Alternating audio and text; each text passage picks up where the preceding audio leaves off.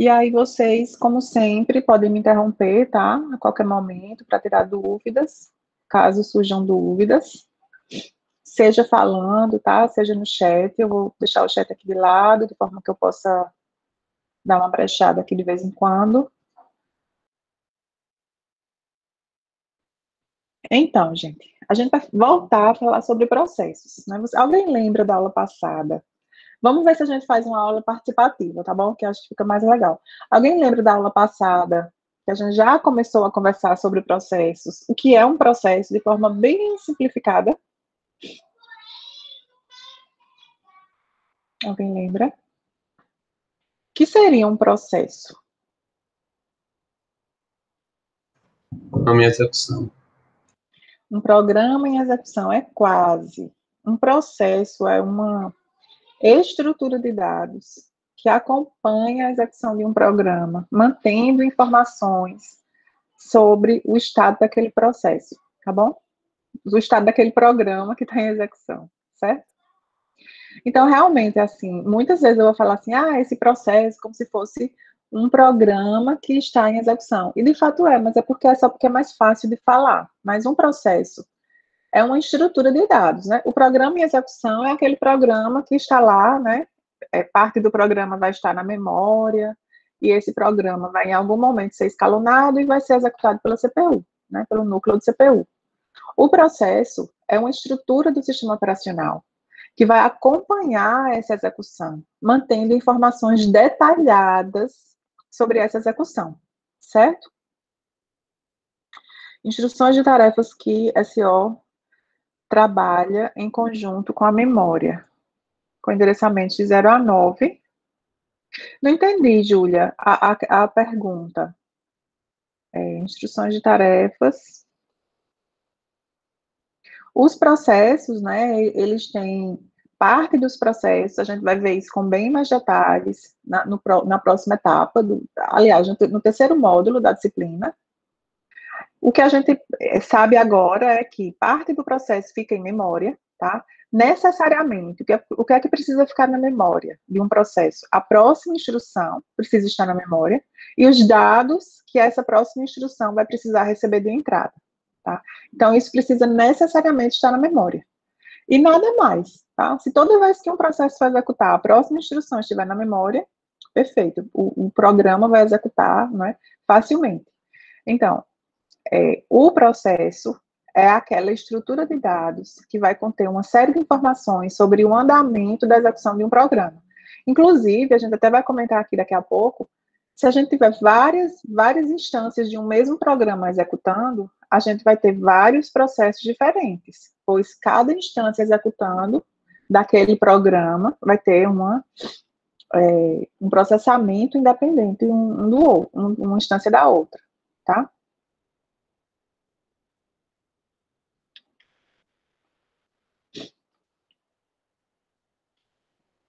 Então, toda vez eu vou passar um tempo começando a aula, sempre assim, para que vocês memorizem, tá? E internalizem aí esse conhecimento. Por que é que existe mesmo SO? Vocês lembram? Quais são as duas razões de existir de um sistema operacional? É a camada mais baixa de software, né, que faz a interação direta com o hardware e as codificações, uma interface mais amigável para o usuário. Isso, essa é uma razão de existir, né? É o software que faz a interface com o hardware. O hardware tem uma interface feia, tem uma interface complexa, dependente do fabricante. E o SO é que lida com tudo isso e oferece para o usuário, né, uma interface mais amigável, né, e mais genérica, né, de forma que se aquele hardware por baixo muda um pouco, né, o software dos usuários que está em cima não vai sentir aquilo, porque o SO é uma barreira para essas mudanças que ocorrem lá embaixo no hardware, tá? E a outra razão para existir do SO, vocês lembram? Eu vou dizer, para a gente facilitar, é usar os recursos de hardware de forma eficiente, tá? Então, quanto mais ociosos ficam os recursos de hardware, pior, né? Eu quero comprar um computador e eu quero usar bastante aqueles núcleos de CPU para executar meus programas, a memória, tá? Então, o sistema operacional é o software que vai decidir quais são os programas que vão usar cada recurso de hardware, né, e quando, tá? É o sistema operacional que vai manter informação dos recursos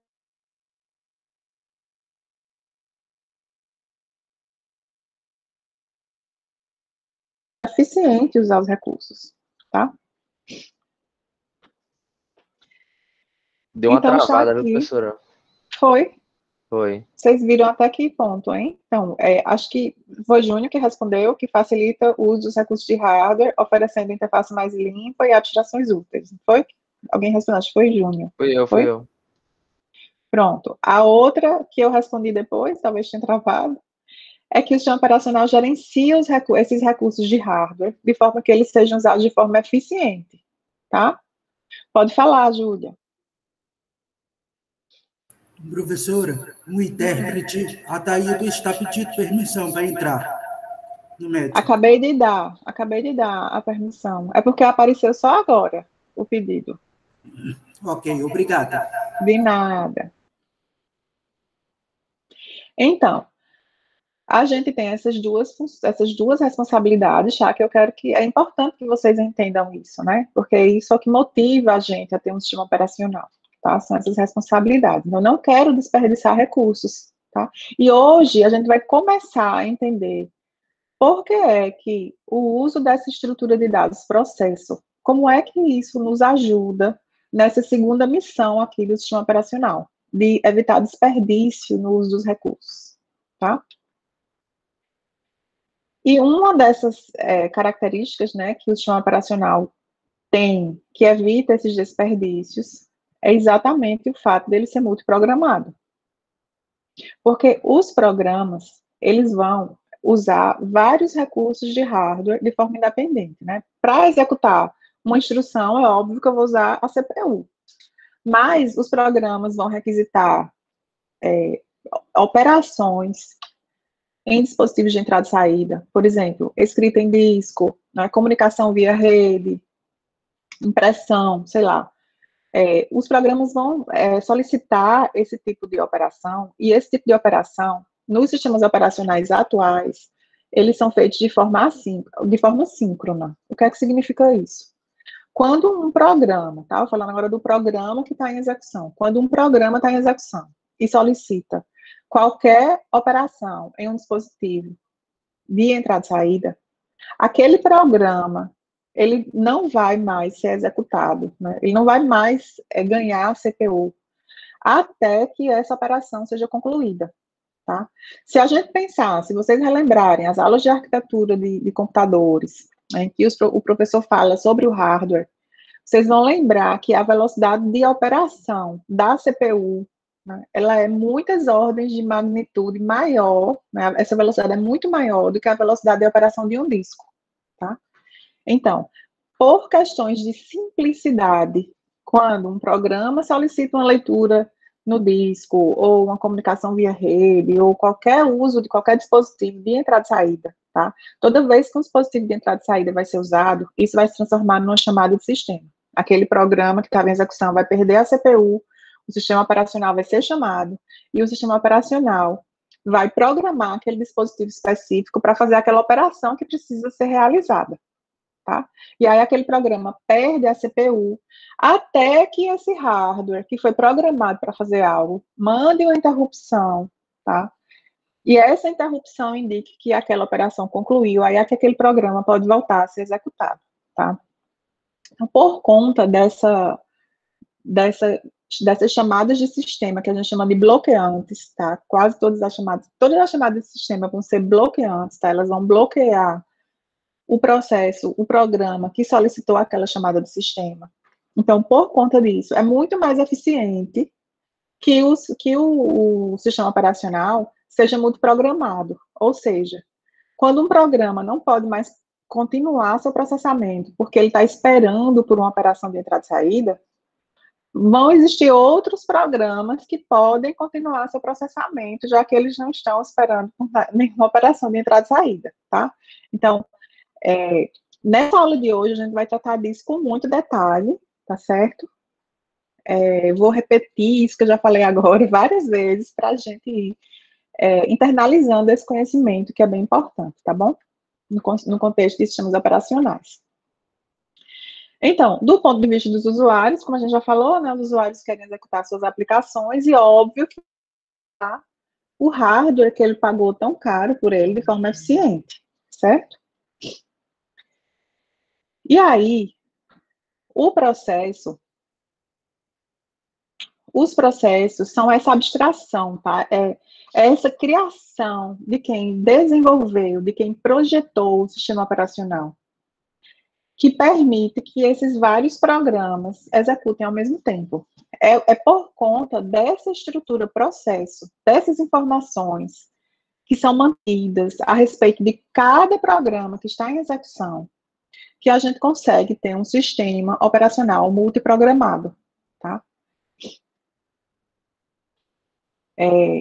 Porque esses processos, né, os programas, como eu falei, né, vou repetir, os programas, quando eles são executados, eles vão solicitar operações de vários dispositivos de hardware diferentes no contexto do computador, tá?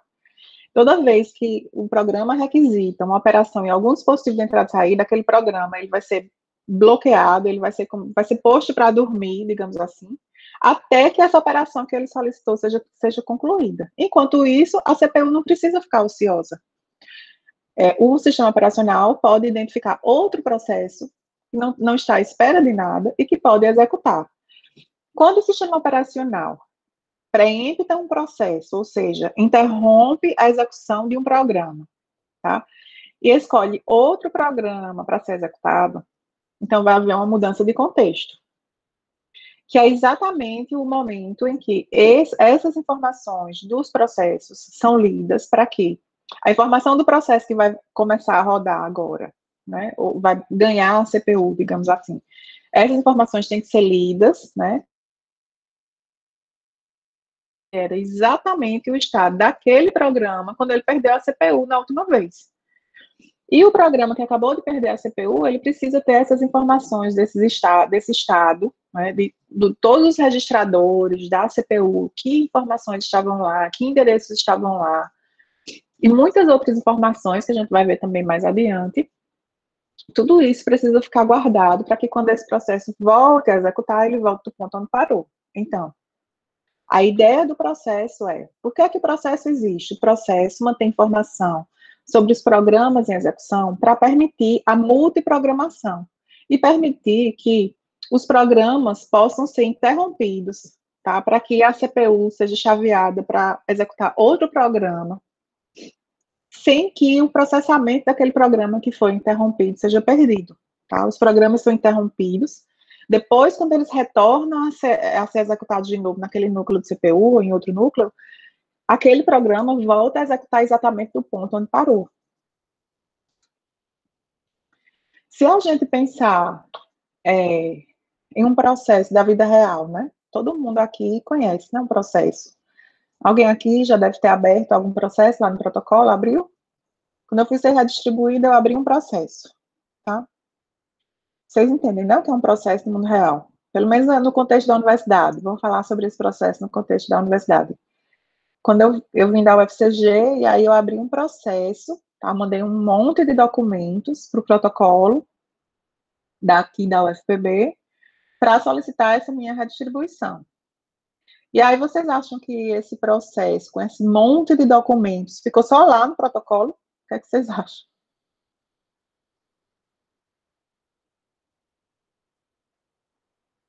Perdão, não escutei o final, professora. Esse processo de redistribuição, né? Um professor que era de uma universidade e que vai ser redistribuído, transferido para outra universidade, como eu fui, tá? Esse processo eu abri no protocolo aqui da UFPB, do Campus 1. Não sei se tem um protocolo lá no Campus 4 também, mas no Campus 1 tem um protocolo, uma salinha onde ficam alguns funcionários e recebem esses processos. E vários outros, né? Você já deve ter aberto algum processo, talvez, de estudos domiciliares, ou de justificar faltas, né? Tem muitos processos também, ou de reclamar de alguma nota de algum professor, enfim. Os alunos também podem abrir muitos processos, né? No caso desse processo que eu abri, vocês acham que esse processo da minha transferência da UFCG para cá ficou só lá no protocolo? Não, Não. provavelmente não. Da mesma forma, um programa, quando vai executar numa máquina, ele também não fica só executando na CPU, tá? Ele vai ser, digamos, transferido para vários outros pedaços de hardware ali daquele sistema computacional, e ele vai avançar no processamento. Aí, voltando a essa analogia, um processo real, o meu processo de transferência, ele chegou no protocolo, aí ele foi para o centro do CCAE, lá do centro ele foi para o departamento DCX, quando chegou no DCX, ele foi encaminhado para alguma comissão avaliar, tá? Isso tudo é o processo, né, aquele programa, digamos assim, sendo executado, ele está evoluindo em seu processamento. Se por acaso tivesse uma greve, tá? Teve uma greve de 5 meses, isola, tomara que não ocorra isso de novo. Greve de 5 meses. Quando retornar tudo, vocês acham que esse processo vai reiniciar desde o protocolo? Não, ele vai continuar do momento que ele parou. Do momento onde ele parou, que é o óbvio. Não preciso fazer as pessoas trabalharem de novo, analisando um monte de coisas que já foram analisadas. Se bem que em alguns setores do serviço público, né, enfim. Mas aí é bug, tá? Aí é bug, tá? Não é má vontade mesmo. Então, cada vez que esse processo avança, não sei se vocês perceberam já, cada vez que esse processo avança, alguma pessoa responsável vai lá e adiciona uma folhinha informando o que aconteceu, a data, tá? Chegou no CCAE, foi encaminhado para um relator, fulano de tal, na data tal. Aí o relator avalia alguma coisa, aí escreve lá, anexa mais uma folha lá. Processo lá, avaliado, e vou repassar agora para o departamento de ciências exatas. Aí assina, coloca a data, dizendo que vai repassar em tal data para o departamento de ciências exatas. Não é assim que acontece? De forma que essas folhas que a gente vai anexando ali, elas permitem que a gente identifique exatamente em que ponto do processamento está esse processo. Né? Quando eu entrava lá, tinha uma página que eu entrava, que eu colocava o número do processo, e eu sabia exatamente onde ele estava. Né? Eu sabia por onde ele já tinha passado, eu sabia o resultado daquelas etapas, né, que já tinham sido concluídas, e eu sabia onde ele estava no momento, tá?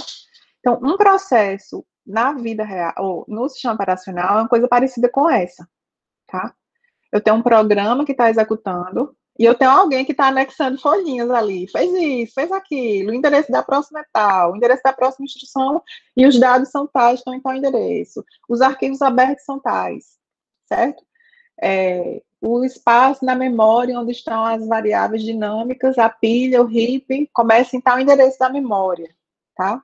Então, vai ter sempre alguém atualizando essas informações para que, quando esse programa, né, voltar a ganhar a CPU, que ele volte a ser executado exatamente do ponto onde ele parou, certo? Então, é uma analogia bem interessante quando a gente olha os processos da vida real, em que a gente vai anexando informações ali para que a gente possa acompanhar o estado daquele processo e para que, num eventual pane, assim, que ele volte o seu processamento, digamos assim, do ponto onde parou, tá?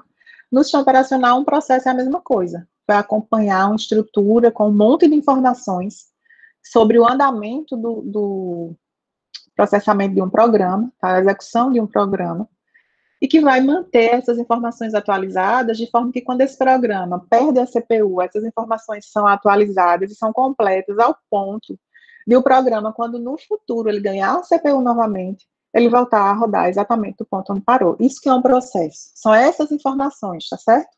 Aí, claro que eu, para facilitar a minha vida, às vezes eu vou falar processo como se fosse o programa que está executando. Mas o processo são essas informações. Inclusive, o sistema operacional mantém uma tabela de processos, tá certo? Que é uma tabela, tá? Cada processo tem um identificador único, e esse identificador único é usado como se fosse uma chave para encontrar um processo dentro dessa tabela. E aí, quando eu passo o identificador do processo para o sistema operacional, ele vai nessa tabela e ele recupera todas as informações daquele processo para poder restaurar o estado daquele processo. E aquele processo, quando ele ganhar a CPU de novo, ele poder voltar a executar exatamente do ponto onde ele parou. Tá? Entendido, pessoal, até aqui? Dúvidas? Não, né?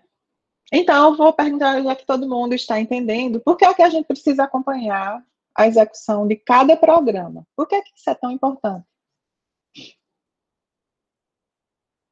Por que eu preciso dessa complexidade todinha de guardar um monte de informação sobre cada programa que está executando? Porque cada programa que está sendo executado está consumindo uma fatia de recursos do sistema operacional e, consequentemente, se ele está sendo executado, ele tem algum impacto na nossa usabilidade, né?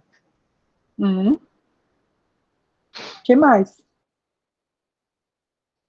Esse programa, qualquer programa do sistema operacional multiprogramado, que eu estou falando aqui, tá? Não estou falando de um sistema operacional de uma geladeira que roda um único programa, não. Estou falando de um sistema operacional de propósito Multitarefa, no geral, caso. multitarefa, né, que é multiprogramado. Quando um programa começa a executar, ele fica em posse de um núcleo de CPU até o fim, sem largar Não, aquele núcleo ele até vai o fim. ser, ele vai ter momentos de posse alternados que o sistema operacional vai gerenciar da forma mais eficiente para que vários processos sejam executados ao mesmo tempo em intervalos do clock, meu Deus, não, agora eu esqueci a palavra, Sejam chaveados, né? e de uma forma que para nós passe a ilusão de que eles estão sendo executados em paralelo, mas que na verdade eles estão alternando. Isso. Aí eu pergunto para vocês, todo mundo está acompanhando que a gente está respondendo, né? Se a gente não tivesse essa estrutura de dados chamada processo, que alguém sabiamente inventou, a gente poderia fazer isso? Interromper um programa para permitir que outro execute e Não, porque a passar gente essa não teria um sensação. log para poder fazer as chamadas de sistema e as interrupções. A gente não teria como retornar o programa exatamente para o estado em que ele estava quando ele perdeu a CPU, concorda? Essa é a grande importância de um processo. A gente não falou que a gente quer usar os recursos de hardware de forma eficiente, sem desperdiçar? Para usar uma CPU sem desperdiçar, tá?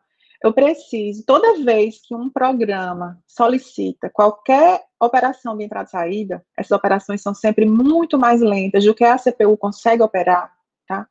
Não faz sentido que a CPU fique ociosa, aguardando aquela operação terminar. Então, por isso que os sistemas muito programados, todos os sistemas modernos são muito programados. Porque a gente não tem dispositivos de entrada e saída que são ultra rápidos ao ponto de não fazer nem sentido chavear para outro programa. Operações de entrada e saída são tão lentas em relação à velocidade de execução da CPU, que todas as vezes que elas vão ser realizadas, aquele programa perde a CPU. E aí a CPU, para não ficar ociosa, o sistema operacional escolhe outro programa que possa executar e que vai fazer bom uso da CPU, tá certo? Daí a importância do processo. Daí a importância da gente entender que a CPU é um recurso de hardware que pode sim ser compartilhado, mas compartilhado no tempo, né? De forma que em cada momento do tempo, só um programa está em execução. Mas se a gente olhar quais os programas executaram ao longo do intervalo de tempo em um determinado núcleo de CPU, a gente vai ver que muitos executaram, dando a sensação de que eles estão sendo executados ao mesmo tempo, mas não estão, ok?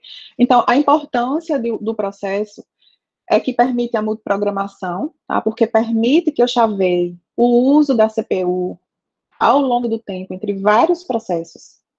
E isso faz com que a gente tenha usuários mais satisfeitos, especialmente nos sistemas interativos, né, que tem uma pessoa esperando uma resposta, tá? E faz também com que a gente use os recursos de hardware de forma mais eficiente, porque a CPU não precisa ficar ociosa enquanto operações de entrada e saída são realizadas, no contexto da execução de um programa, ok? Então, permite o compartilhamento da CPU e permite esse pseudo-paralelismo, né? Se a gente olha para um único núcleo de CPU, a gente chama que é pseudo-paralelismo, né? Porque a gente tem a sensação de que muitos programas estão executando, mas em cada momento, instante do tempo, apenas um programa está em execução, ok? E aí eu fiz uma figurinha aqui para ajudar a gente a entender essa dinâmica de como é que isso funciona. Como é que esse chaveamento, né, esse compartilhamento no tempo da CPU funciona e qual é o envolvimento do sistema operacional e a importância dessa estrutura processo nesse contexto de programação, tá certo? Então, aqui,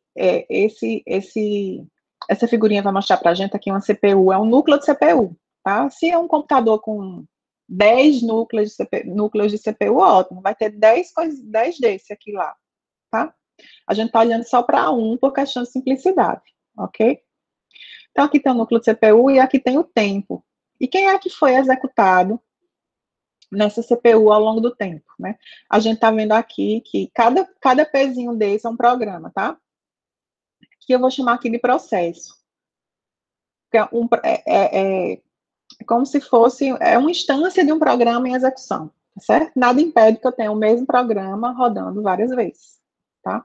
Então, vários processos associados ao mesmo código, mas o processo, eles são independentes uns dos outros. Então, aqui eu tenho esse processo 5, que está associado a um determinado programa, processo 0, que está associado a um determinado programa, e assim sucessivamente, tá? Então, ao longo do tempo, a gente está vendo que essa CPU executou por um tempo o processo 5, depois o processo 0, processo 1, processo 2, e assim, o sistema operacional foi programando aqui o escalonamento, né, foi programando essa CPU para executar programas diferentes, tá? E aí, depois de cada intervalo de tempo desse, a CPU, aquele programa que estava executando, ele foi interrompido e outro programa foi escolhido para rodar ali na CPU, tá?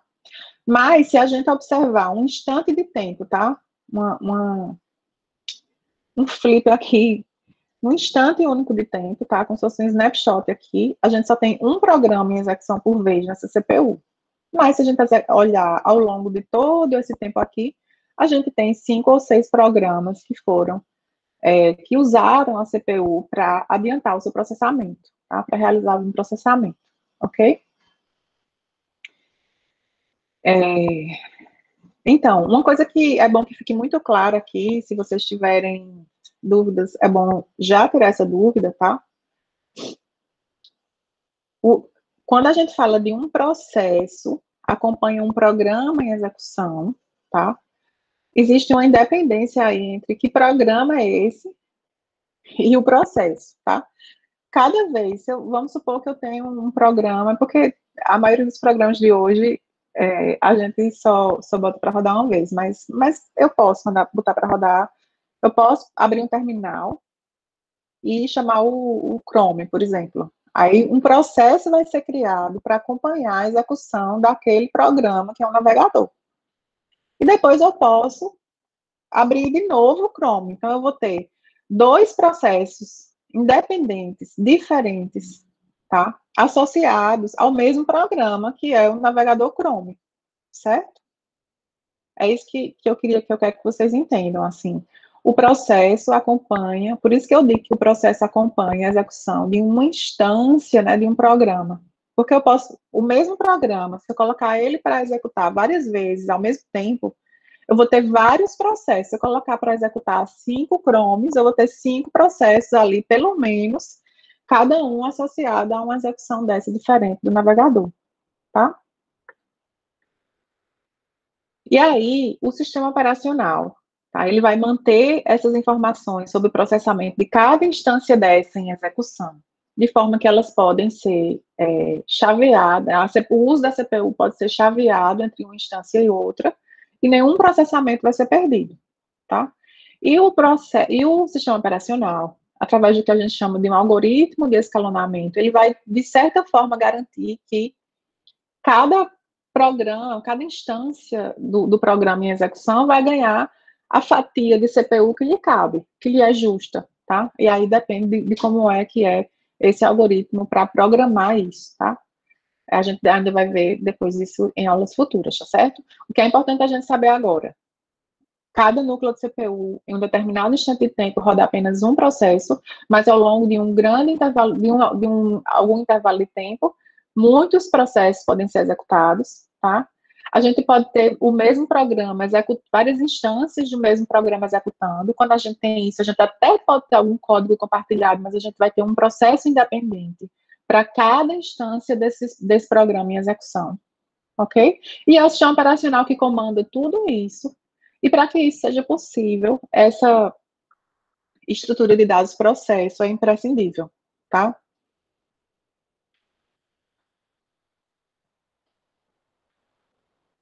Então, quem é que gerencia o chaveamento, tá, do processador, desse núcleo de CPU, de um processo para outro? A gente já sabe que é o sistema operacional, certo? A gente chama isso é um componente muito importante do sistema operacional, que a gente chama de escalonador de processos, tá? O escalonador de processos é que vai identificar quais são os processos, né, ou seja, os programas que estão em execução agora, tá? E aí, é esse escalonador que, a partir de algum algoritmo, vai identificar, vai decidir qual é o processo, tá? Ou seja, qual é a instância de algum programa que está em execução, que vai executar em cada núcleo de CPU. É esse escalonador de processo que vai decidir isso, e isso é um componente muito importante do sistema operacional. É o componente que garante o compartilhamento dos núcleos de CPU entre vários programas, porque a gente está falando de um sistema muito programado, e é esse componente do sistema operacional que vai garantir que esses núcleos de CPU que a gente tiver no nosso sistema computacional, que eles vão ser usados de forma eficiente, que não vai haver desperdício, que se existir computação a ser feita, não vou ter nenhum núcleo de CPU ocioso, tá? Claro que se eu ligar o meu computador e não abrir nenhum programa, vai ficar ocioso, né? Porque não botar nenhum programa para rodar, ele vai ficar ocioso de todo jeito, né? Porque eu não estou solicitando nada. Mas, uma vez que existe processamento a ser feito, a função do sistema operacional é garantir que a gente não vai ter recursos ociosos, tá? Quando existe uma fila, tá? De coisas a serem feitas, ok? Então, a gente vai compartilhar, né? No caso aqui, a partir de agora, a gente vai olhar para um único processador, certo? Que vai ser compartilhado no tempo, tá? Entre vários processos, ou seja, entre várias instâncias de programas que estão em execução, certo? A gente vai olhar para um único, mas com alguma criatividade, vocês imaginem que a gente pode ter vários núcleos de CPU dentro do sistema computacional, tá certo? E aí, a partir de agora, a gente vai entender o que é um processo um pouco melhor, com mais detalhe, como é que ele é usado, o que é que uma tabela de processos, entender como é que o sistema operacional consegue realizar, né, esse trabalho que eu falei para vocês até agora, de manter um sistema que seja multiprogramado, tá bom? Então, a primeira coisa importante da gente saber aqui é que todo processo, ele tem um identificador, certo? Esse identificador é uma chave primária, né? Acho que vocês já devem ter pago o banco de dados, eu acho, imagino.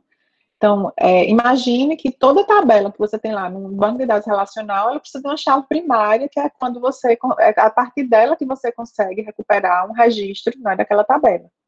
Aqui, da mesma forma, o sistema operacional vai manter uma tabela de processos, tá? E para eu recuperar a informação sobre um processo específico, eu uso a chave primária do processo, que é um identificador do processo. Esse identificador é um identificador único, tá? E esse identificador identifica um processo dentro de um sistema computacional, tá? Então, se eu pegar todos os processos ativos agora em um sistema, tá? Cada um vai ter um identificador único. Claro que um programa termina, né? Um programa é encerrado, aquele processo não precisa mais existir, né? São dados sobre algo que já foi concluído, aquilo ali vai ser apagado da tabela de processo. Então, aquele identificador de um programa que já foi usado, no futuro ele pode ser reusado por outro programa, tá?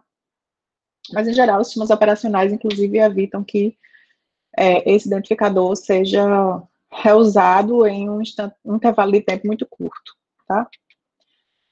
E aí, ao recuperar um registro dessa tabela de processos, tá, a gente vai ter todos os dados que são necessários para que aquele programa que perdeu no passado a CPU possa voltar a executar exatamente do ponto onde ele parou, tá certo? A gente chama o conjunto de todos os processos, tá? Que são essas informações sobre todos os programas que estão em execução, a gente chama isso de tabela de processos. Existe um lugar reservado sob a gerência do sistema operacional lá na memória para guardar essa tabela de processos, ok? E aí, quando o sistema operacional resolve, o processo 549 vai ganhar esse núcleo de CPU, o que é que tem que ser feito? Eu tenho que pegar esse número e recuperar essa entrada da tabela de processo para poder restaurar o estado da CPU, sei lá, de interface, de outros dispositivos, talvez, para poder aquele processo voltar a ser executado do ponto onde ele parou, ok?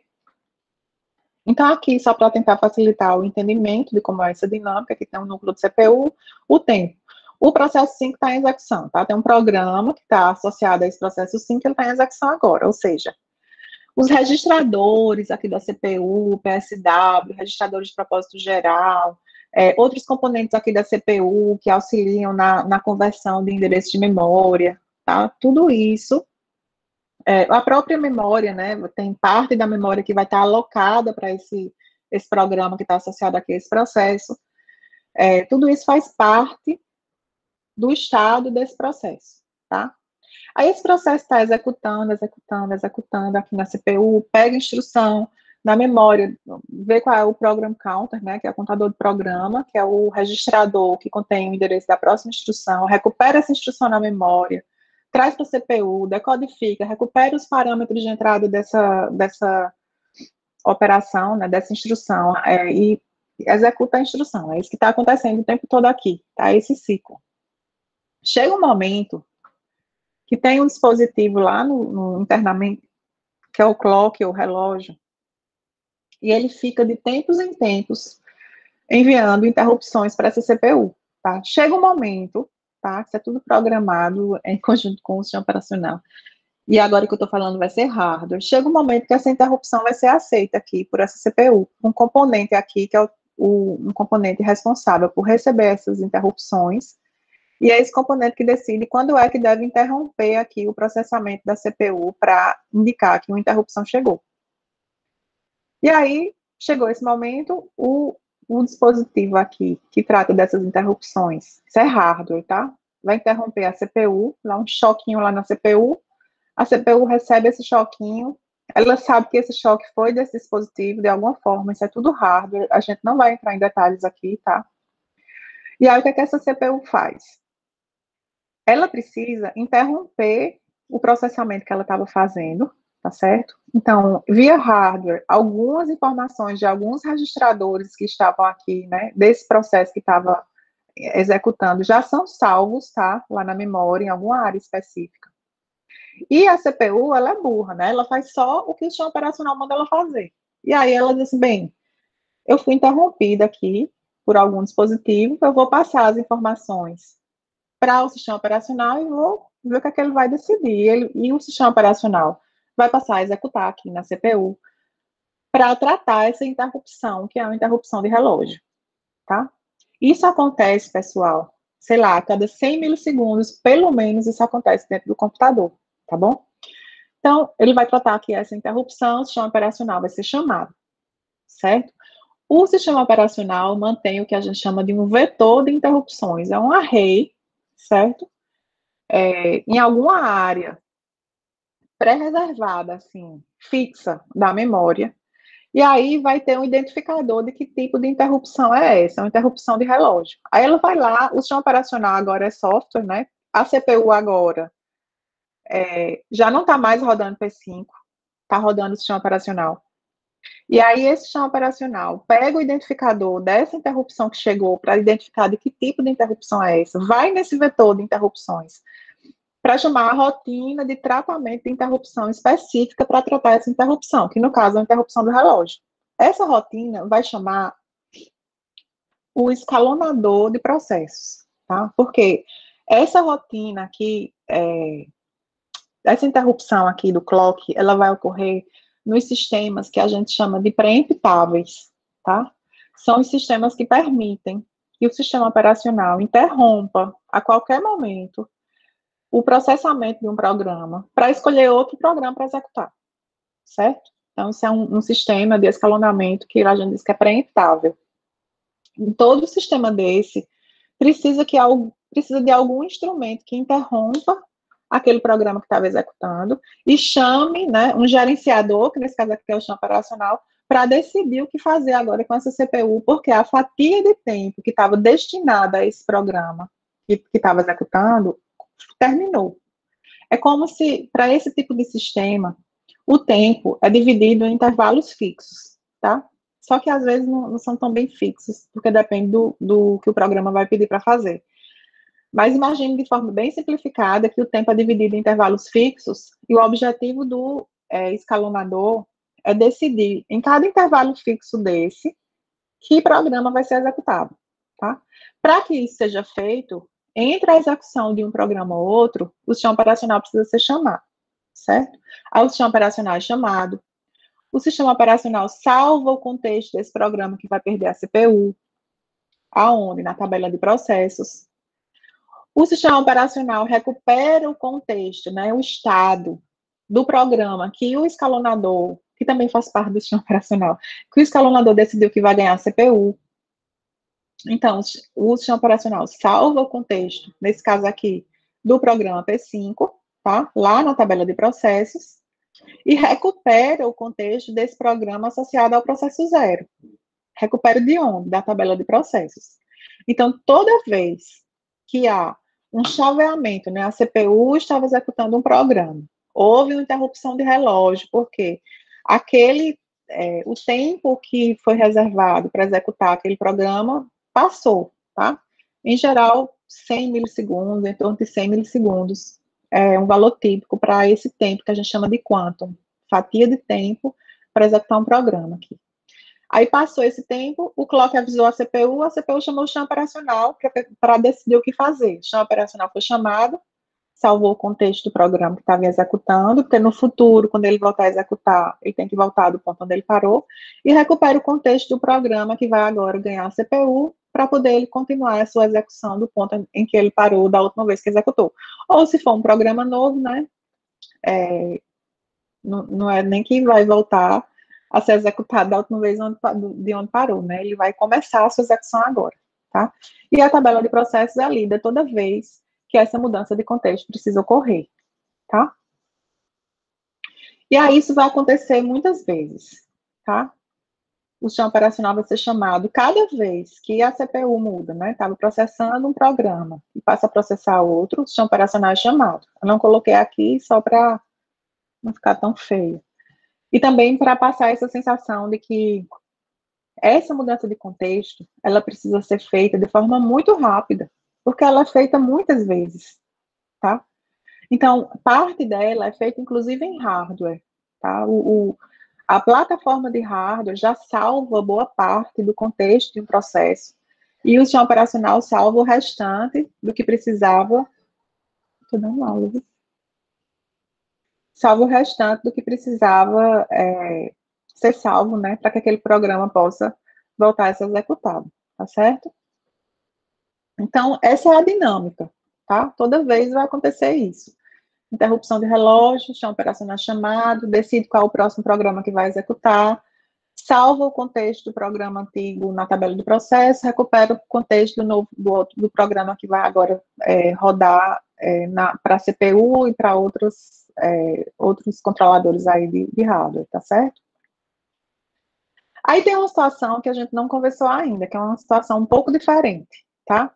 Eu falei que é como se o tempo ele fosse quebrado em fatias de tempo, e aí cada fatia de tempo vai ser ofertada, né? Em cada fatia de tempo dessa, o núcleo de CPU vai executar um determinado programa.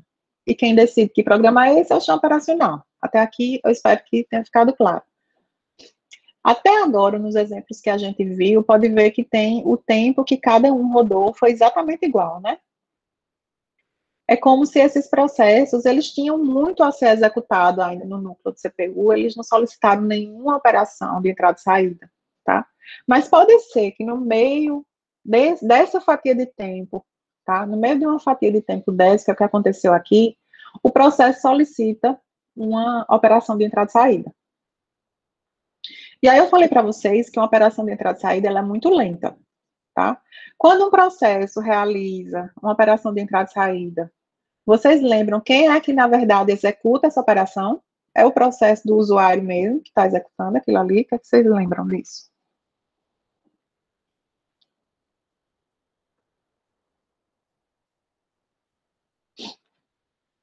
Hein, pessoal? Eu vou executar uma operação de entrada e saída, uma leitura escrita no disco.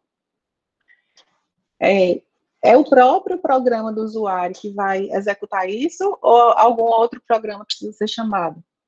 Vocês lembram?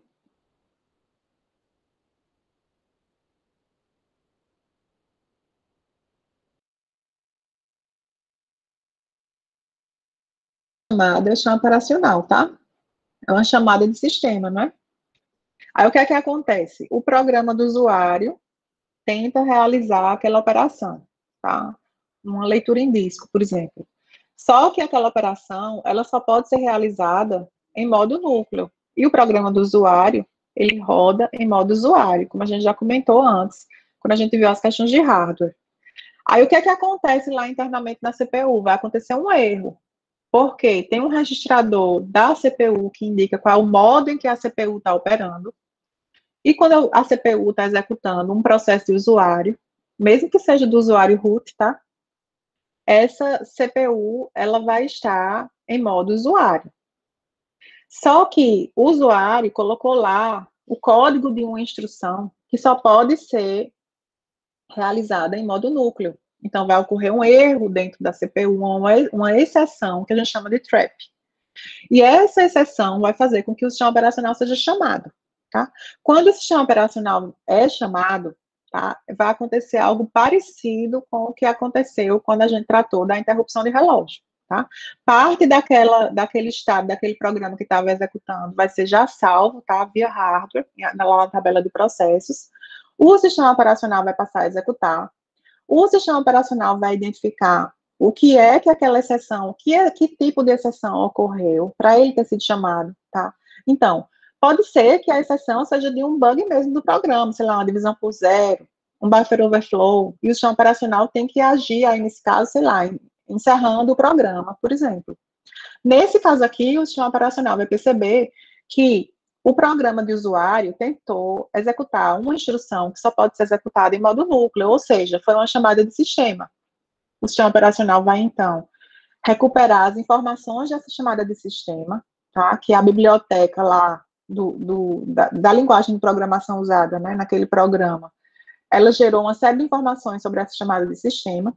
O sistema operacional vai recuperar essas informações, vai checar se essa chamada, né, se esse pedido, ele realmente pode ser realizado, e vai programar aquela controladora daquele dispositivo específico para realizar aquela tarefa, né, aquele pedido que foi feito. E aí, não faz sentido que esse programa continue de posse da CPU, né, esse processo P4 aqui, esse programa associado a esse processo P4, que solicitou uma operação de entrada e saída, não faz sentido que ele continue de posse da CPU, porque a operação de entrada e saída é muito lenta. Se a operação de entrada e saída é lenta, a CPU ela vai ficar um tempo ociosa até que essa operação seja concluída e esse programa tenha algo a processar na CPU novamente. Por conta disso, quando um programa, tá, solicita qualquer operação de entrada e saída, aquele programa vai ser posto para dormir, é como se ele fosse bloqueado.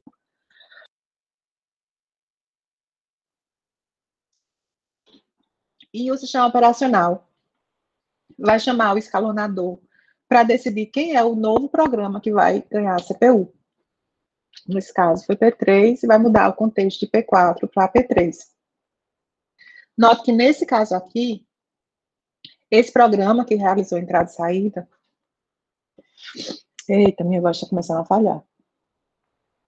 Esse programa que realizou entrada e saída, ele não usou a fatia de tempo todo dele aqui, né?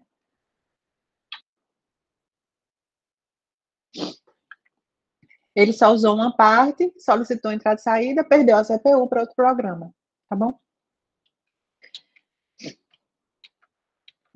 E aí, segue tudo normalmente, tá? Então, só para a gente fixar, essas mudanças de contexto, elas têm que ser muito rápidas. Então, o hardware faz parte aqui, auxilia o sistema operacional nessas mudanças de contexto, tá bom?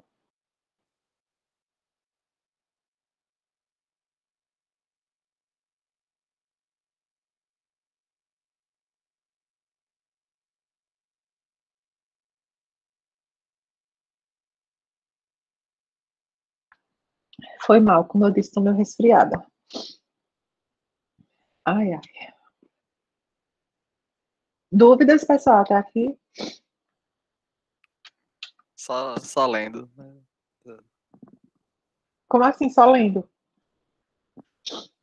Lendo para entender melhor. Slide. Ah, Maria, não, mas então o que foi que você não entendeu? A gente entendeu. Pode passar, porque esse negócio aí a pessoa tem que refletir um pouquinho.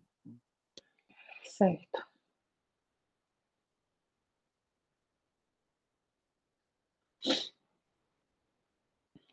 Júlia está perguntando o que acontece para a CPU reiniciar e entrar em modo de segurança.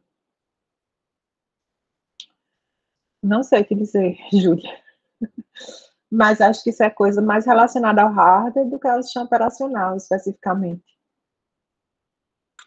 Eu imagino que o modo de segurança, faz tanto tempo que eu não vejo esse negócio de modo de segurança. Imagino que o modo de segurança é para tentar voltar o estado daquele sistema para algum estado anterior, né, em que ele estava sem erro. Mas posso tentar dar uma lida depois para ver se eu relembro sobre isso, tá? Professor, eu acho que tem a ver com o editor de registros, né? O Aconteceu quê? essa questão que Júlia falou aí, tem a ver com o editor de registro. Recentemente eu perdi meu HD, ele retornou com um usuário de segurança de recuperação e eu tive que mudar o registro para um ponto anterior, para eu conseguir visualizar os meus arquivos. Não sei se é essa a questão que ela está perguntando, mas foi o que me aconteceu. É o que eu lembro também, é exatamente isso. Você chega num estado em que está tão corrompido, alguma informação para executar ali, aquele sistema está corrompido e você tem que voltar a um estado que mais correto, né? Mas faz muito tempo que eu não lido com isso também.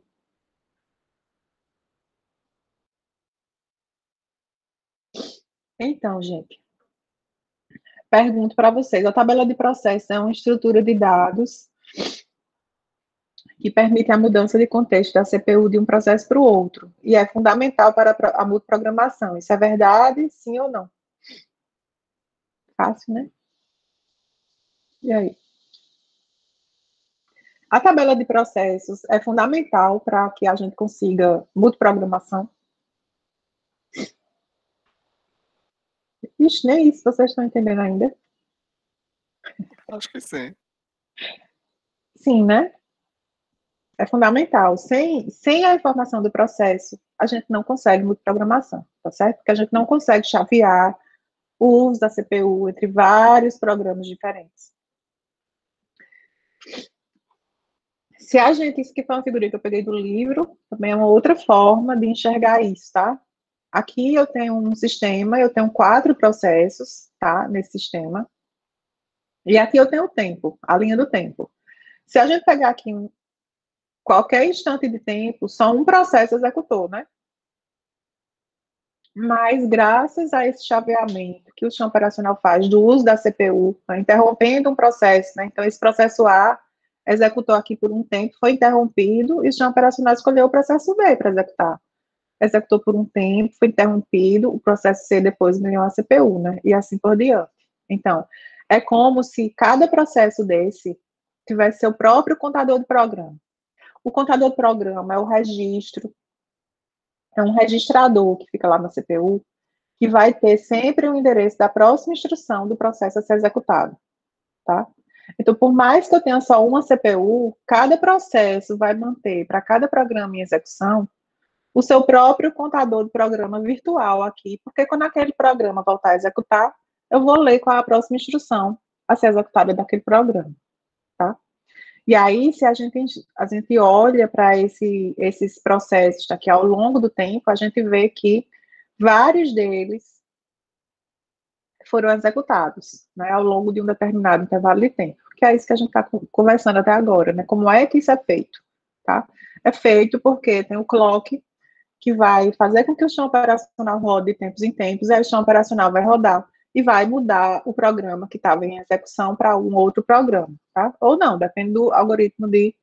Pode ser que o sistema operacional seja chamado e decida que aquele processo que estava que tinha ganhado a CPU, que já estava rodando, que ele deve continuar rodando, tá certo?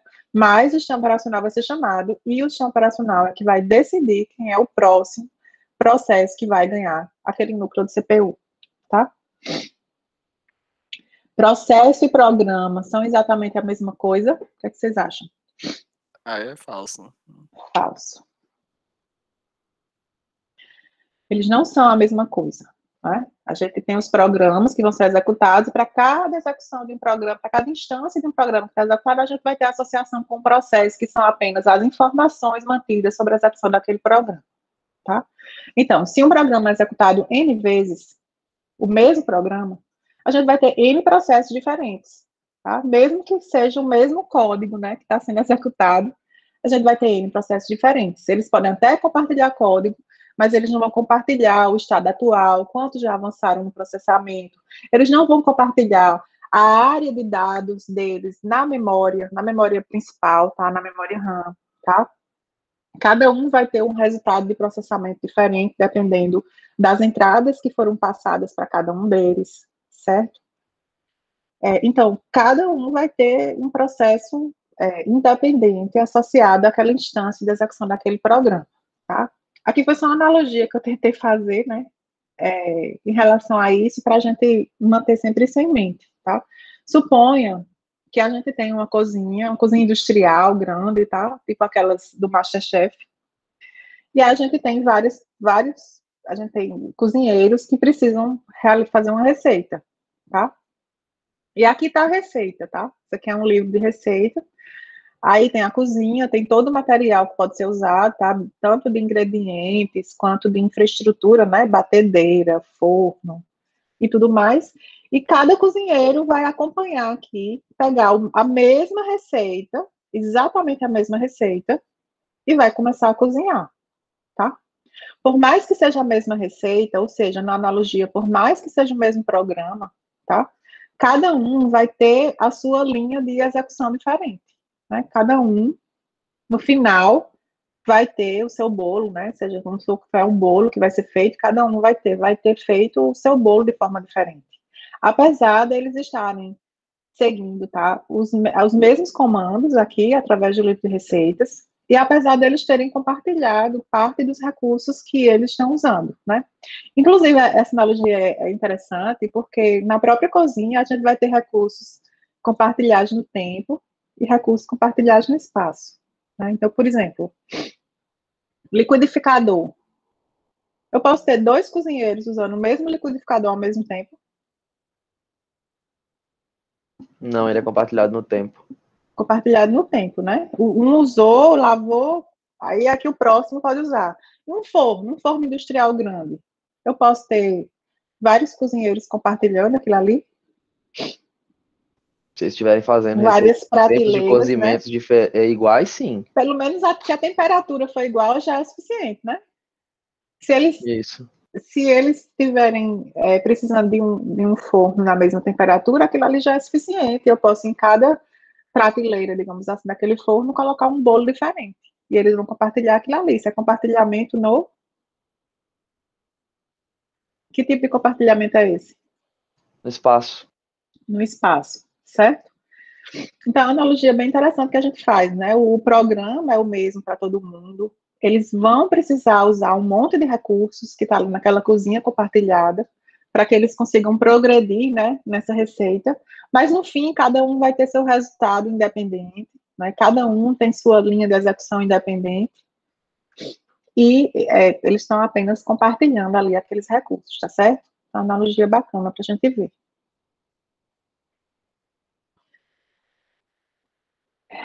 Outra analogia ainda da cozinha, essa aqui foi do livro. É um pai que está cozinhando, fazendo uma sopinha, a filha caiu e começou a chorar. Isso vai gerar uma interrupção, tá? Ele vai precisar marcar, né, de onde foi que ele parou no livro de receita dele, para poder tratar essa interrupção. Ele vai lá, trata essa interrupção, e aí ele volta, depois que trata a interrupção, exatamente do ponto onde parou. Tá bom, Irla. Com isso, a gente termina toda a parte de introdução, né, essa parte de processos, o que é mudança de contexto, que é no capítulo 2, a gente já está no capítulo 2, certo? Na seção 2.1.1. Mas eu vou avançar um pouquinho mais, ainda que a gente tenha um pouquinho de tempo. Uma vez que a gente já entende o que é um processo, tá? Qual a importância de um processo, quando é que o sistema operacional vai precisar, né, acessar essa tabela de processos, né, que é basicamente quando a gente tem essa mudança de contexto, tá? A gente agora vai entender um pouquinho melhor sobre criação e término desses processos, tá bom? Então, toda vez que a gente vai executar qualquer programa no computador, um processo vai ser criado, ok? Isso aqui eu espero que já esteja claro, né? Um processo que vai ser uma entrada lá na tabela de processos do sistema operacional, tá? Vai ser criado. Todo processo, na verdade, exceto o primeiro processo, tá? Que geralmente, antigamente era o initd, eu acho que agora é o systemd, no meu que é um MacBook é o launchd, tá? É um processo especial, tá? Ele é criado de forma artesanal, tá? Tirando esse processo, que é o primeiro que vai ser criado, os demais processos sempre são criados por algum processo, ou pelo programa, né, que está associado àquele processo. Então, por exemplo, deixa eu dar um exemplo aqui para vocês.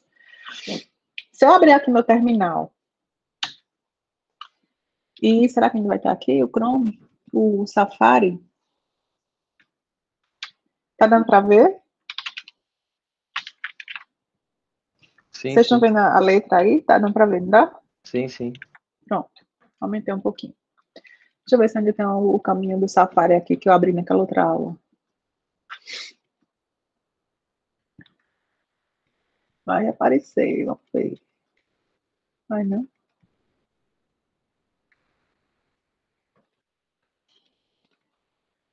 Ops. Não. Eu queria abrir o Safari aqui pelo terminal para vocês verem.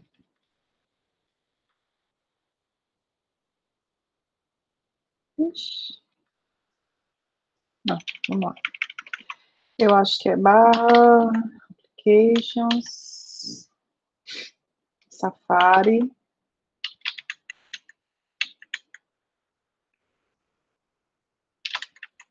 Safari. Eita. Queria abrir no modo background. Esse comercial, quando a gente está no terminal, é o background, tá certo? Aí, ó, aqui está o ícone do Safari. Aqui no meu computador, quando tem uma pontinha aqui embaixo, é porque aquele programa está aberto, certo? Então, eu não tenho, o Safari não está rodando na minha máquina. Eu vou botar ele para rodar agora. Botei ele para rodar. Esse número que apareceu aqui, ó, 4351. Esse número que apareceu aqui é o número o identificador desse processo, certo? Vamos ver esse processo aqui na árvore de processos. Será que eu consigo ver o Safari? Peraí, Ctrl C. Deixa eu passar isso aqui para... Ops.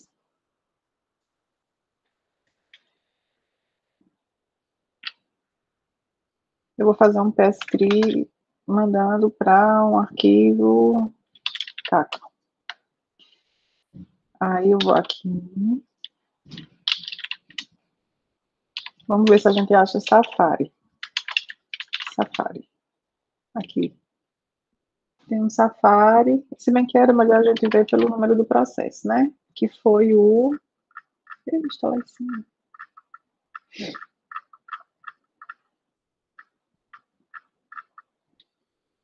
Quatro, três, cinco, um.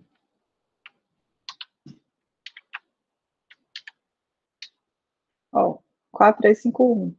Quem é o pai dele? É porque a interface aqui não é muito bonitinha, não, mas esse comando PS3 tenta mostrar a árvore de processos do computador, tá?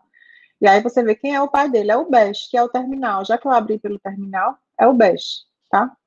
Qual é o número do processo desse terminal? É esse número aqui, é o ID do terminal, tá? O PID não, é o ID do terminal, número do processo terminal. Quem é o pai? Foi o meu login que foi o pai. O pai desse login aqui, desse processo de login, foi esse aqui, outro terminal. E o pai dele, quando tem isso aqui, ó, que não leva para nada, é porque o pai dele é um launch daemon. Deixa eu ver se aparece aqui. É o launch, ó. Tá vendo que é o processo 1, é esse launch daemon. E aí ele vai ser o pai de todos os processos nessa árvore de processos, tá? Isso tudo aqui para mostrar para vocês que a gente vai, toda vez que a gente criar um processo, tá? Quem cria um processo é outro processo. Existe, inclusive, uma chamada de sistema chamada fork, que é usada para criar um processo, tá? Então, se eu abro um terminal e mando executar qualquer coisa, esse terminal vai ser tipo o pai daquele meu processo que eu pedi para executar, certo? E aí, quando eu passo a executar o Safari, pode até ser que o Safari precise abrir aqui outros processos, mas aí o próprio Safari, o próprio processo do Safari passa a ser o processo pai de outros que ele cria, tá? E assim, a gente tem uma árvore de processos dentro do sistema computacional. Isso é assim em todos os sistemas operacionais, tá certo? Vamos prosseguir, que eu acho que vai ficar mais claro.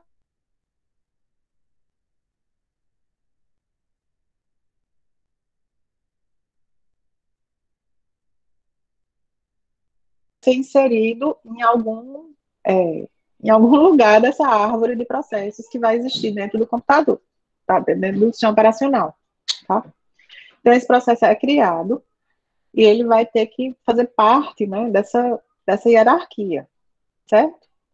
Em geral, assim, pelo menos aqui no macOS, se eu abro um programa, mando executar um programa, sem ser via terminal, aquele launch daemon vai ser o pai, tá? Vai ser o processo pai do meu programa, ou no Linux. Você abre através da interface gráfica, o systemd vai ser o pai daquele processo, tá? Depois que aquele processo está em execução, né, depende aí de como é que aquele programa foi programado. Pode ser que ele precise de outros processos, né, ele crie outros processos, ou seja, ele ponha outros programas em execução em nome dele para poder continuar seu processamento, tá? Por exemplo, isso é feito no Chrome, tá? Se a gente observar aqui, eu tenho um Chrome rodando, esse aqui eu não consigo aumentar a letra para vocês verem. Mas, ó, eu tenho todos os processos da minha máquina aqui rodando. Aí, tipo, o WhatsApp, por exemplo. O WhatsApp, quando eu abri, através aqui da minha interface gráfica, tá? Ele teve um ID, teve esse ID aqui, ó, 501, 573, é o identificador desse processo. 573 é o ID dele. Mas ele é filho de quem? O pai dele, ó, aqui não dá para vocês verem direito, mas o pai desse processo é o launch daemon, que é aquele processo que eu disse que ele é criado de forma mais artesanal e é o pai de todos os outros processos, tá? Só que depois ele cria outros programas, ele bota outros programas para executar, tá vendo? Tudo aqui é o WhatsApp. Aí quando a gente vai ver o pai desse, já não é mais o launch daemon, já é o próprio WhatsApp. Quando a gente vê o pai desses, já é o 573, que é o próprio programa WhatsApp criando outros, né, processos para continuar seu processamento. E assim a gente fica com uma árvore de processos, certo? E aí a gente precisa de uma forma de criar processos, tá, dentro do computador, que eu já disse que vai ter uma chamada de sistema. Eu peço ao sistema operacional para criar, tipo o WhatsApp, aquele programa WhatsApp, e ele fez uma chamada de sistema para solicitar a criação de um outro processo e mandou executar, associado àquele processo, a algum programa que foi o próprio WhatsApp Handler, Helper, sei lá. E aí ele diz qual é o programa que vai precisar ser executado ali, tá certo?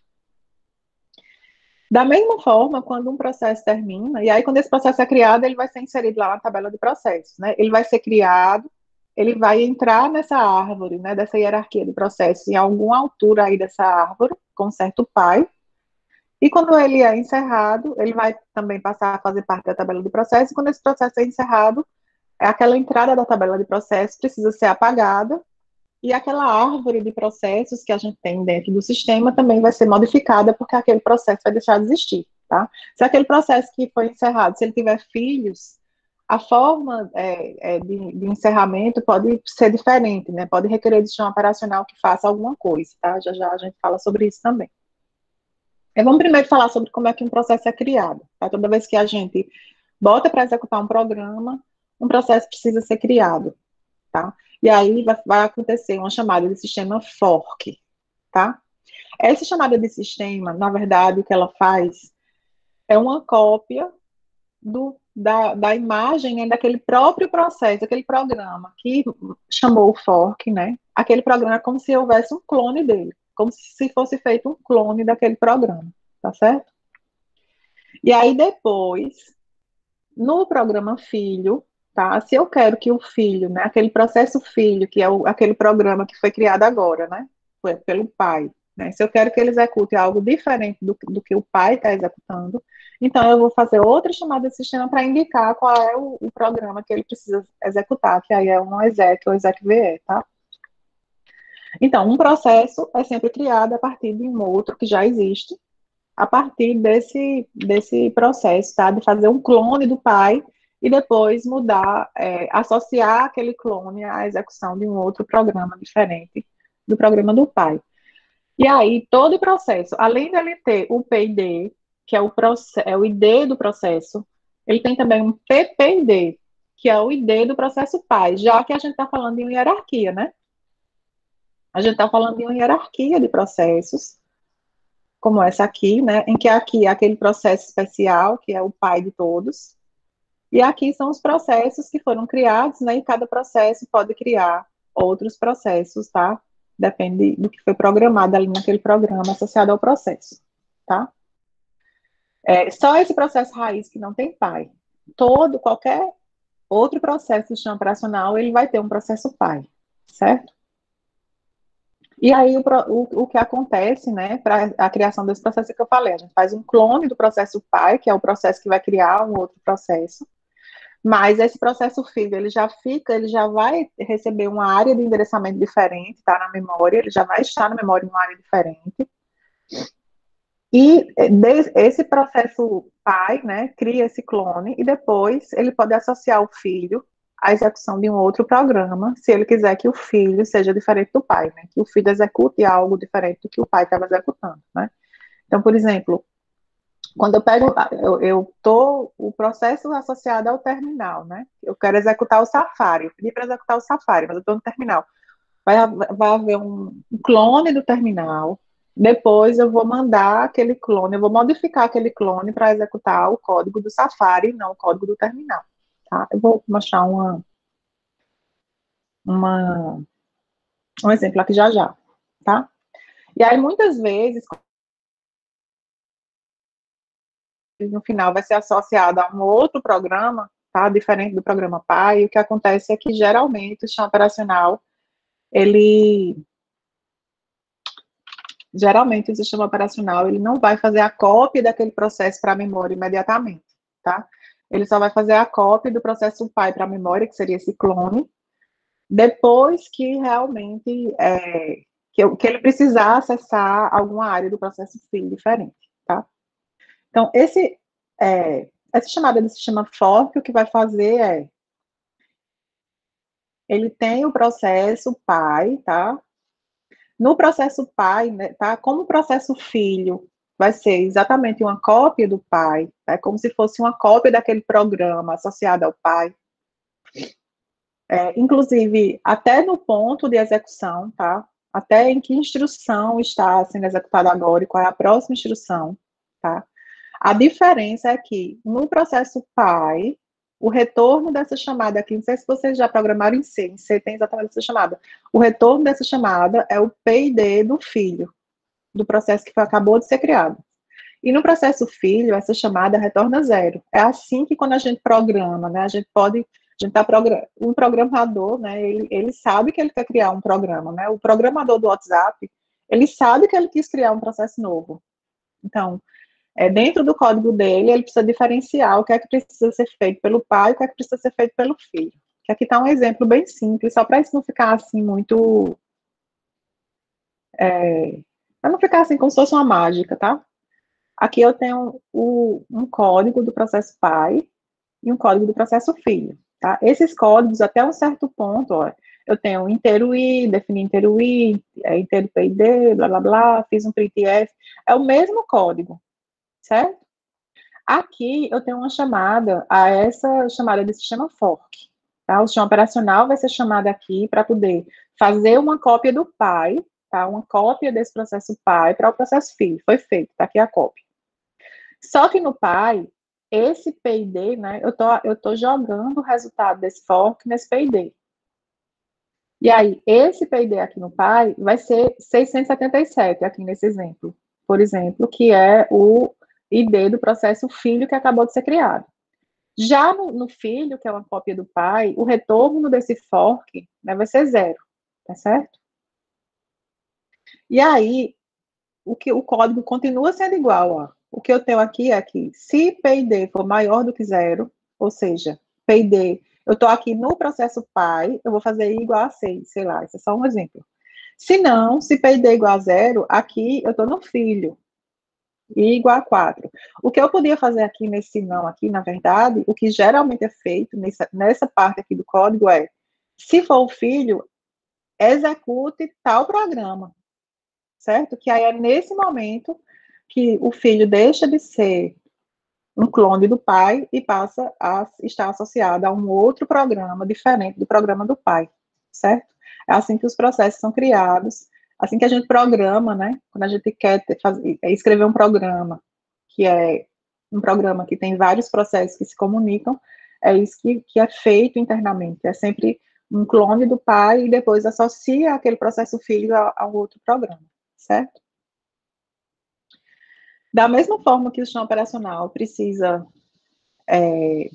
iniciar processos, criar processos, né, os processos também são encerrados, tá? Aí existem várias formas diferentes, várias situações diferentes em que os processos precisam ser encerrados. O ideal é que quando o processo seja encerrado, que aquela entrada daquele processo seja removida da tabela de processos, aquele ID que estava associado àquele processo, ele vai passar a ser um ID que pode depois ser usado por outro processo, tá? Então, é isso que precisa acontecer, é precisar haver uma limpeza no sistema operacional para remover as informações associadas àquele processo, já que aquele programa encerrou, tá? O programa terminou. Ou aconteceu outra situação. Então, aqui, por exemplo, se o programa terminar, né, com o exit 0, é uma saída normal, sem erro, é um encerramento voluntário do processo, tá? Geralmente isso não dá erro nenhum. E isso o sistema operacional lida com isso apenas removendo a entrada desse processo lá da tabela de processos, tá? Pode ser também que esse programa encerre de forma involuntária, tá? Aconteceu um erro, tá? Um erro que gerou um thread, que o sistema operacional foi chamado, o sistema operacional viu que é um erro fatal e ele vai encerrar aquele programa, tá? Tipo, exemplos, out of memory, divisão por 0, alguma instrução inválida, enfim. Buffer overflow, o sistema operacional pode decidir que vai terminar aquele processo. Se o sistema operacional decide que vai terminar aquele processo, então ele tem também que fazer uma limpeza para remover das informações de processo, né, da tabela de processos, as informações relacionadas àquele processo, tá? Aqui, já a gente vai comentar alguns errinhos que podem acontecer, tá? Pode ser uma saída voluntária por erro, ou seja, não é um erro assim fatal que causou chamar o sistema operacional, mas o programa, sei lá, recebeu uma entrada errada e saiu com exit 1, né? Saiu com um exit que é diferente de 0, significa que é uma saída com algum erro, mas é uma saída voluntária, né? O próprio programador decidiu que quando certas situações ocorrem, né, vai dar um exit diferente, de um número diferente de zero, tá? E aí também o sistema operacional precisa limpar, né, a tabela de processos. Um processo pode receber um sinal, né, através do comando kill, né, de outro processo que mata ele, né? Então, eu estava aqui com o meu Safari rodando, né?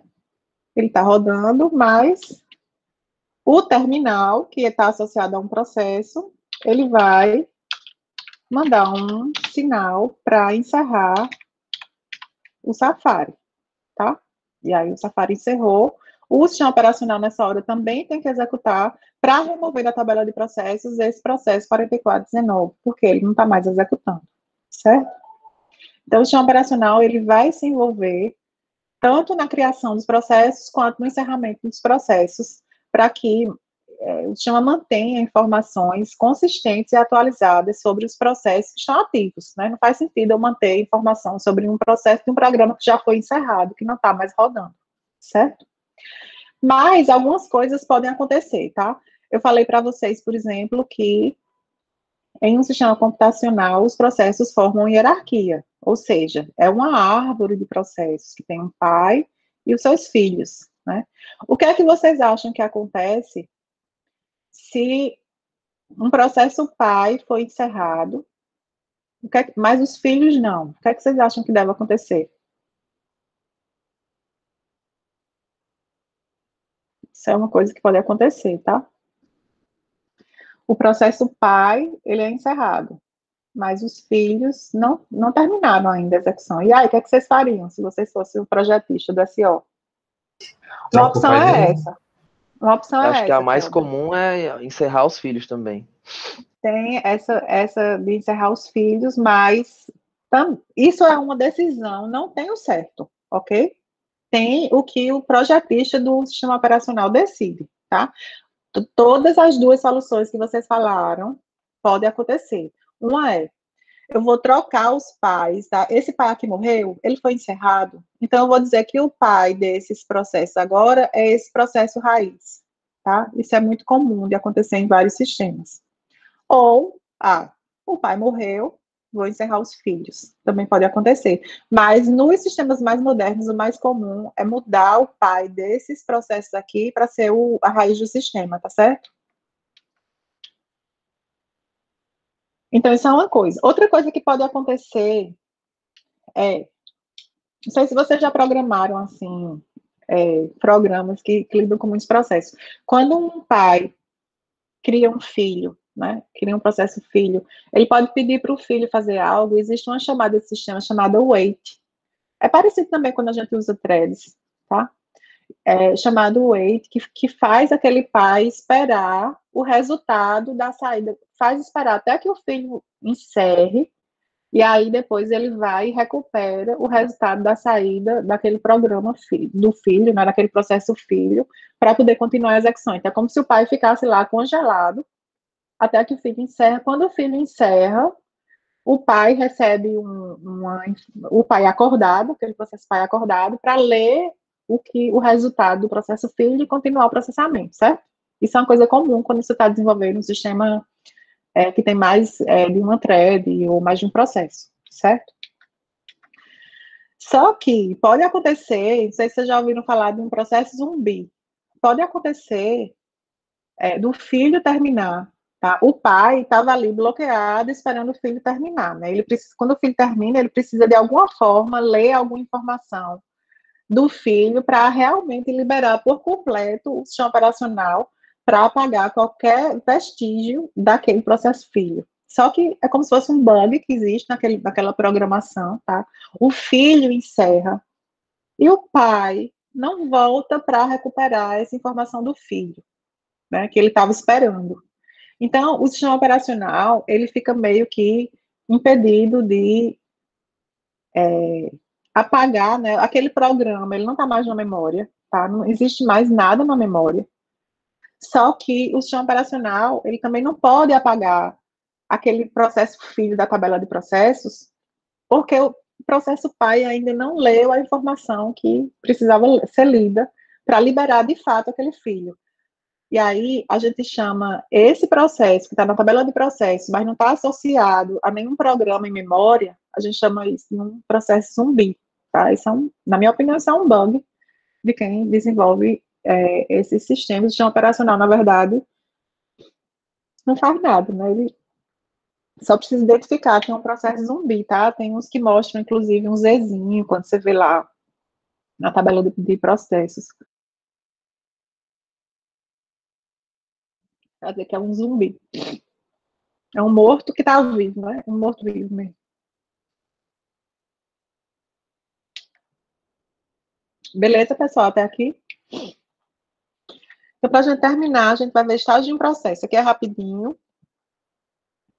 Toda vez que um processo é criado, né, em cada momento do tempo, isso foi uma decisão de quem implementou, de quem desenvolveu os sistemas operacionais, tá? Quem criou essa abstração de processo, identificou que esse processo precisa estar associado a um estado, tá?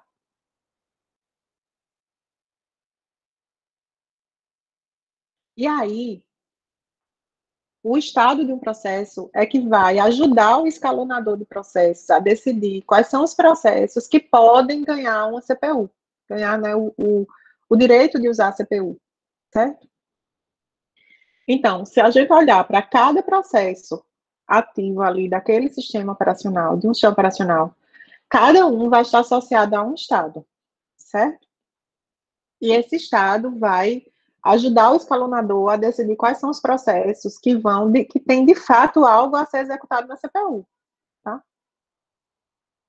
A ideia desses estágios do processo é ajudar o escalonador a não desperdiçar a CPU, certo? Então, por exemplo, se eu tenho um processo que acabou de solicitar leitura no disco, tá? Leitura no disco, a gente já falou aqui, que vai ser uma chamada de sistema que a gente disse que é bloqueante. Essa operação demora, tá? Vocês acham que faz sentido que a CPU fique ociosa, esperando que essa leitura no disco seja encerrada?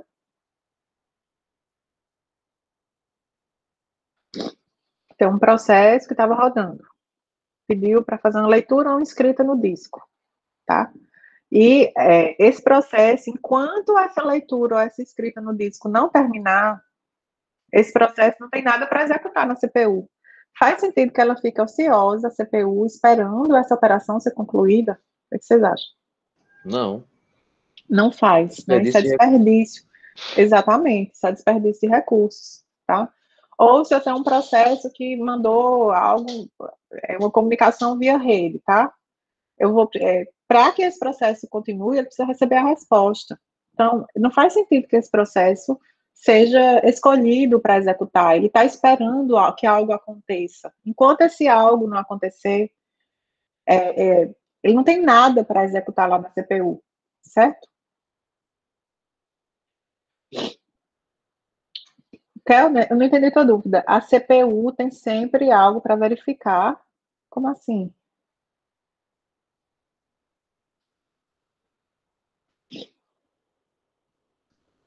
Kelner? Tu escreve aí mais, tá? Se tu quiser falar sobre isso. Aí, outra pergunta que eu tenho para vocês. Faz sentido?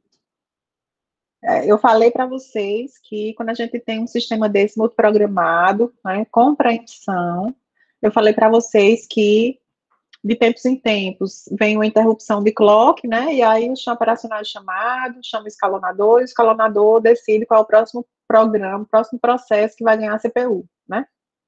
E aí, vamos supor que ocorreu interrupção dessa de clock, tinha um processo A que estava em execução, tá? Ele estava rodando lá, muita coisa para executar, estava executando, interrupção de clock chegou, o sistema operacional foi chamado. Faz sentido que o sistema operacional decida que o próprio processo A vai continuar executando?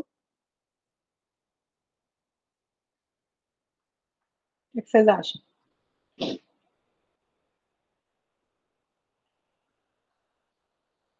Esse processo A está esperando alguma coisa, e se ele continuar Cortou para mim aqui, executando. professora. Qual é a pergunta?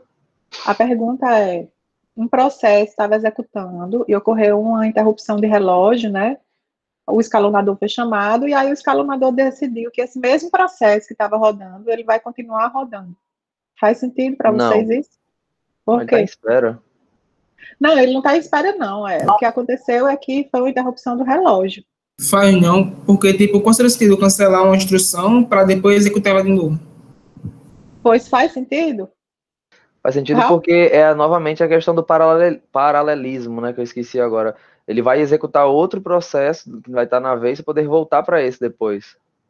Não, mas eu estou dizendo que o sistema operacional, ele pode escolher que aquele processo que estava executando, que ele vai continuar executando, desde que ele tenha algo a executar, ou seja, ele não está esperando nada. Ele estava executando, aí aconteceu uma interrupção de relógio. Sim, no Vamos supor caso que não só tem tem, nenhum outro na espera.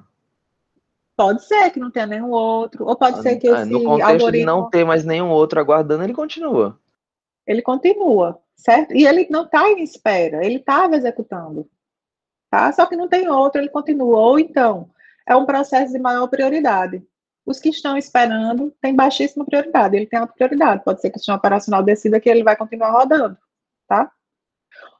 A única coisa que não faz sentido é escolher um processo que está em espera por algo acontecer. Isso não faz sentido, tá? Porque a CPU ia ficar ociosa e ia ser desperdício de recurso. Mas se é um processo que tem algo para rodar, o sistema operacional tem o poder de decidir que ele continua usando a CPU, certo? Então, aqui a gente tem os estágios do processo, que é esse estado que eu falei para vocês, que auxilia o escalonador nessa decisão, tá? Então, o processo, quando é criado, é um processo novo, e assim que ele é criado, ele passa para um processo que a gente chama de estado pronto, certo? Isso aqui não é o estado do processo, não, tá? O estado do processo são esses três aqui, pronto, rodando e bloqueado. Então, o processo foi criado, passou para o estado pronto, né? Quando ele ganhar a CPU, ele vai passar para o estado rodando, tá? Então, quando é que um processo passa de do estado pronto para o estado rodando? Quando o escalonador de processos decide que aquele processo que estava no estado pronto vai agora ganhar a CPU. Esse processo aqui rodando, ele é o processo que está de posse da CPU no momento, tá? Então, por exemplo, se eu tenho só um núcleo de CPU no sistema computacional, quantos processos podem estar nesse estado rodando? Eu só tenho um núcleo de CPU. Quantos processos podem estar no estado rodando? Vou dizer de novo. Um processo pronto, o Vinícius respondeu aqui, um processo. Então, ó, o processo pronto é aquele processo que, se ganhar a CPU, ele tem instruções a serem executadas, certo? Então, todo processo pronto, a gente diz que ele é elegível a ser escalonado, ou seja, ele é elegível a ser executado, porque ele tem algo a rodar. Se ele for escolhido para ganhar a CPU, não vai ser desperdício, isso é um processo pronto, tá? Quando o escalonador de processo escolhe um determinado processo para ganhar de fato a CPU, né? Então ele pega um processo que estava pronto, e diz, esse processo A aqui, esse processo 512, ele agora vai ganhar a CPU, tá? E aí restaura o contexto desse processo lá no CPU, em outros recursos de hardware, e aí esse processo 512 vai passar para um novo estado, que é o estado rodando, tá? Então, se eu tenho só um núcleo de CPU no sistema, eu só posso ter um processo no estado rodando. Se eu tiver 10 núcleos de CPU, 8 núcleos de CPU, eu posso ter no máximo 8 processos que estão no estado rodando, ok? Porque esses processos de estado rodando são os processos que estão de posse da CPU, tá? Só que em algum momento, né, pode haver uma interrupção de relógio, né? Lembra que a gente está falando de escalonamento com preempção, né? Então, o relógio, de tempos em tempos, interrompe a CPU para que o sistema operacional seja chamado e que o escalonador rode para decidir qual é o novo processo que vai executar. Então, quando isso acontece e o processo que estava rodando perde a CPU, tá? Por conta disso, por conta de uma interrupção de clock, tá? Porque acabou a fatia de tempo daquele processo executar na CPU. esse processo vai voltar para o estado de pronto, tá? E o escalonador do processo vai escolher ou esse mesmo processo ou um outro processo para rodar naquele núcleo de CPU, e aí esse processo escolhido é que vai passar para o estado de rodando. Entendem essa dinâmica aqui?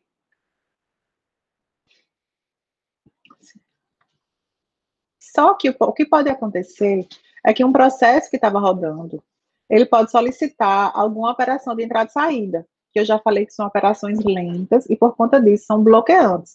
Esse processo aqui, no momento em que ele solicita uma operação de entrada e saída, ele faz uma chamada de sistema, não é isso? Essa chamada de sistema é o sistema operacional que vai executar, é o sistema operacional que vai programar aquela controladora do dispositivo de entrada e saída específico para realizar a ação. E esse processo ele tem que esperar que essa operação seja concluída. Então, ele não tem nada para executar na CPU até que essa operação que ele solicitou seja de fato concluída. Então, para não desperdiçar a CPU, esse processo vai passar para um estado que a gente chama de bloqueado. Um processo bloqueado é um processo que não tem nada para ser executado, tá, na CPU, até que algo aconteça, tá? Em geral, uma operação de entrada e saída que ele requisitou quando ele estava rodando. Ok? Entendido isso? Tranquilo. E aí esse processo fica bloqueado. Quando aquela operação que esse processo solicitou for concluída, o que é que vai acontecer?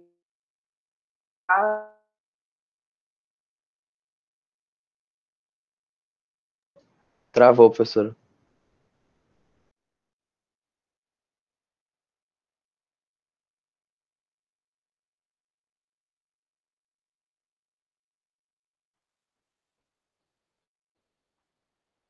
Agora voltou.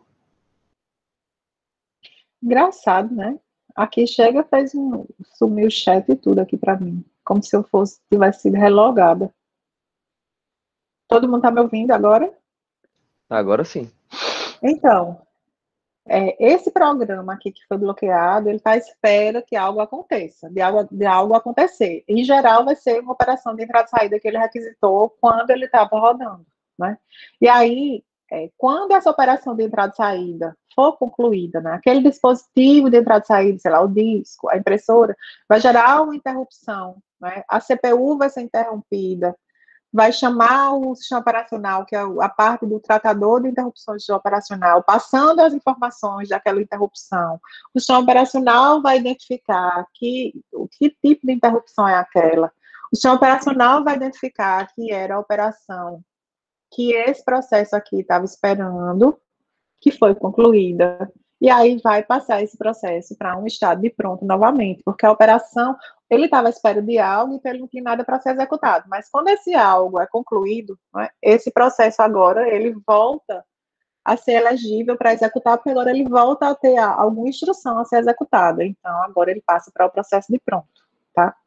Então, essa é a dinâmica do estado dos processos. E quando um processo está rodando e termina, né, chegou o exit, aquele processo vai ser concluído e o sistema operacional vai limpar as informações daquele processo lá da tabela de processos, tá? E de outras estruturas de dados do sistema operacional associadas àquele processo, certo? Então, essa é a dinâmica. O processo pronto, ele tem algo a ser executado. Quando ele é escolhido para ganhar a CPU, ele passa para o estado rodando.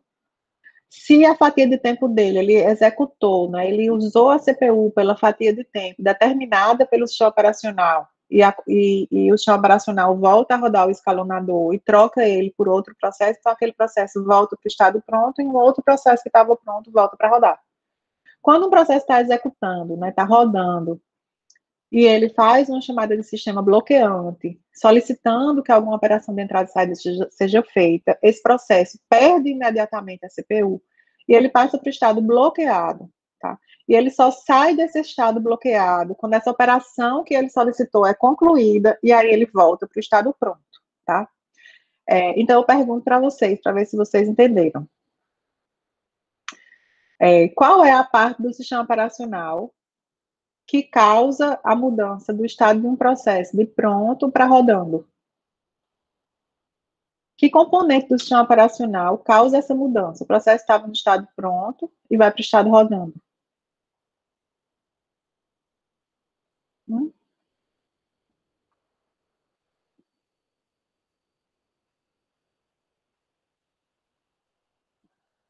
O escalonador de processos, tá? Quando o escalonador de processo é chamado, né, vai ter um processo que estava pronto e que vai passar para rodando.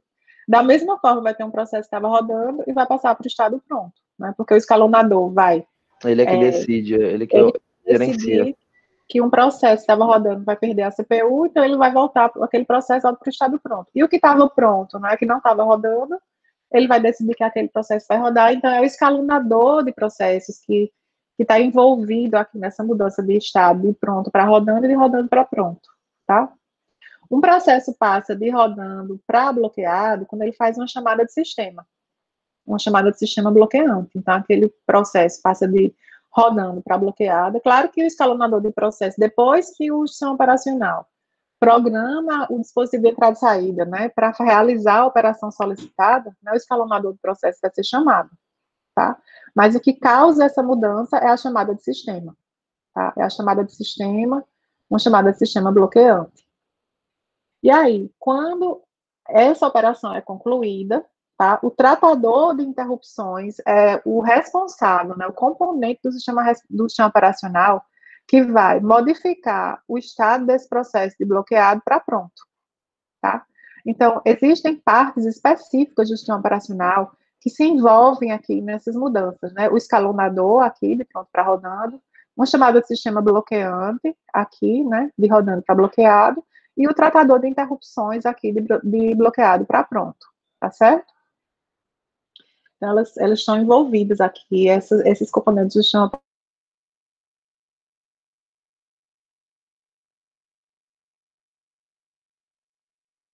F de novo.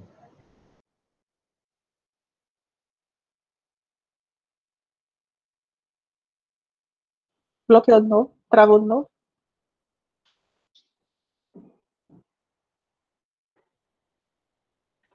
Quando o escalonador vai rodar, ele pega uma lista de processos em que estado para escolher o processo que vai rodar. Ele pode escolher um processo bloqueado para rodar. Não, porque o processo bloqueado vai estar esperando a conclusão da operação de entrada e saída. Pois é, não dá para rodar. Então, o escalonador de processos, ele só olha para os processos prontos, tá certo? Ele só olha para os processos que estão nesse estado pronto. Ele não olha para É outros porque processos. o processo só vai poder rodar se ele estiver já em ponto de rodar, né? Exatamente. Então, o escalonador, ele mantém uma lista de processos em estado pronto. E dessa lista de processos em estado pronto, é que ele escolhe o próximo processo a ser executado. Tá? Em geral, na verdade, o escalonador, ele simplesmente ordena essa lista de processos prontos, de forma que o próximo processo, de acordo com algum algoritmo dele lá, é o próximo. O primeiro processo dessa fila é sempre o próximo que vai ganhar a CPU, certo? É por ordem, no caso, né? Mas aí, dependendo da ordenação dessa fila, é que esse escalonador opera de uma forma ou de outra. Né? Se ordenar, sei lá, do processo que rodou há mais tempo, tá? Então, uma fila normal, como se fosse uma fila de supermercado. Rodou, vai para o fim. Rodou, vai para o fim. Tá? Isso é um tipo de fila. Outro eu olho a prioridade do processo e insiro nessa fila em alguma posição, dependendo dessa prioridade. Aí já vai ser outro algoritmo de escalonamento, certo? Então, pessoal, já eu vou colocar a gravação, assim